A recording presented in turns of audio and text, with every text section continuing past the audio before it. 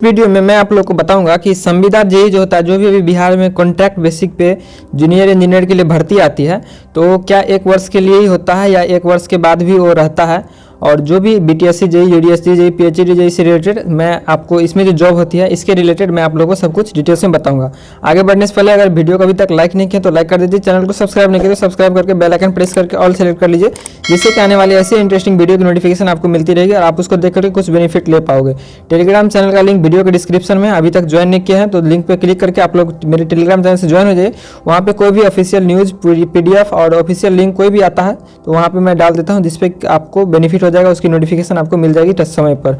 तो पहले मैं बात कर देता हूं कि बीटीएससी जेई के थ्रू, यूडीएससी जेई के थ्रू और पीएचडी जेई के थ्रू जो वैकेंसी आती है उसमें कई संविदा के आधार पर होता है और कई परमानेंट होता है। तो जो संविदा के आधार पर होता है उसमें लिखा रहता है कि आपको जो ये जॉब होगी वो केवल 1 वर्ष के लिए ही होगी, उसके बाद आप इस पर क्लेम नहीं कर सकते हो कि मुझे परमानेंट या वैकेंसी मुझे परमानेंट के लिए रहने दे जॉब में, उस पर आप ये क्लेम नहीं कर सकते हैं। इस पर इसके एडवर्टाइजमेंट में पहले से ये साफ साफ मेंशन लिखा रहता है कि आप 1 वर्ष के लिए ही आपको ये जॉब हो रहा है। तो अब बात आती है कि जो बीटीएससी जेई के थ्रू जो अभी जूनियर इंजीनियर का वैकेंसी आया है इसमें जो ज्वाइनिंग होगा तो इसमें कैसा होगा, 1 वर्ष के लिए होगा या ज़्यादा के लिए। तो ये मैं क्लियर कर दूं सबसे पहले कि बीटीएससी जेई के थ्रू जो अभी जूनियर इंजीनियर की वैकेंसी या बहाली हो रही है इसमें जो भी जिसको भी जॉब होगा वो परमानेंट होगा। ये एक सरकारी नौकरी, जैसे टीचर का स्कूल प्राइमरी टीचर या जो हाई स्कूल में टीचर का जॉब होता है उसी तरह से ये जूनियर इंजीनियर का परमानेंट बहाली होगा। अब बात आता है कि यूडीएचडी और पीएचडी का, तो यूडीएचडी और पीएचडी में परमानेंट जॉब आपको नहीं होने वाली है। एक इसमें जो आपको 1 वर्ष के लिए या जो अभी आपको इसके एडवर्टाइजमेंट में ये साफ साफ लिखा है कि आपको 1 वर्ष के लिए बहाली की जाएगी, लेकिन मैं आप लोग को बता दूं कि इसका अभी एक ऑफिशियल नोटिस मैं आप लोग को दिखाने वाला हूं, जिसमें कि साफ साफ ये आप लोग देख पाएंगे कि जो ये बहाली होता है 1 वर्ष के बाद भी आपको रखा जाएगा। और फिलहाल आपको एक संविदा वाले जो भी वैकेंसी आएगी वो बिहार में एक नया नियमावली बना है जो कि कैबिनेट से पास हो चुका है। तो उसमें आप लोग को ये देखने को मिला होगा कि अब जो भी संविदा पे आधार पर जो भी जूनियर इंजीनियर या जो भी संविदा की जॉब होगी बिहार में उसका नियमावली चेंज हो गया है और उसमें आपको भी एक परमानेंट की तरह ही आपको उसमें वैकेंसी देखने को मिलेगी। तो पहले क्या होता था कि संविदा के आधार पर 1 वर्ष के लिए होता था, लेकिन अभी जो संविदा वाले जो भी कैंडिडेट है, बहुत सारे मुझे कमेंट आ रहे थे तो इसके रिगार्डिंग मैं ये वीडियो बनाया। तो जो भी संविदा के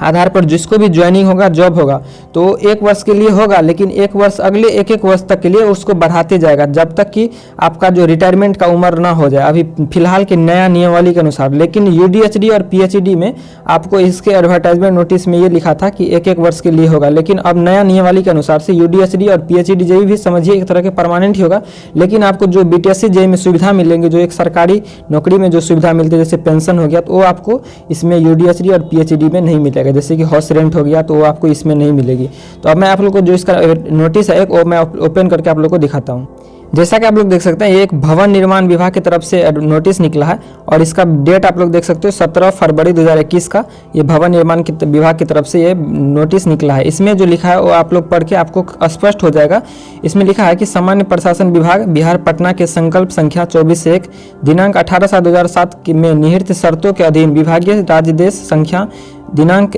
20/11/2017 के आलोक में अधिसंख्या 1008 में दिनांक 28/1/2019 द्वारा विभाग के अंतर्गत निरूपण विभाग के अधीन डिजाइन सपोर्ट यूनिट में संविदा के आधार पर नियोजित एवं अधिसंख्या 991 दिनांक 3/2/2020 द्वारा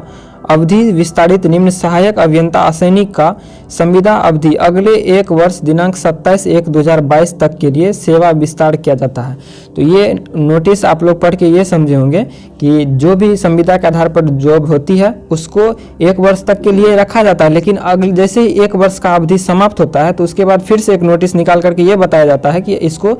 अगले 1 वर्ष तक के लिए एक्सटेंड किया जाता है। तो इसी तरह से अभी भी जो भी संविदा की वैकेंसी आएगी या आई है तो उस सब में भी सेम यही सी कंडीशन होगा। तो आई होप आप इस वीडियो को समझे होंगे। तो मैं आप लोग से नेक्स्ट वीडियो मिलता हूँ, तब तक के लिए शुक्रिया और थैंक यू।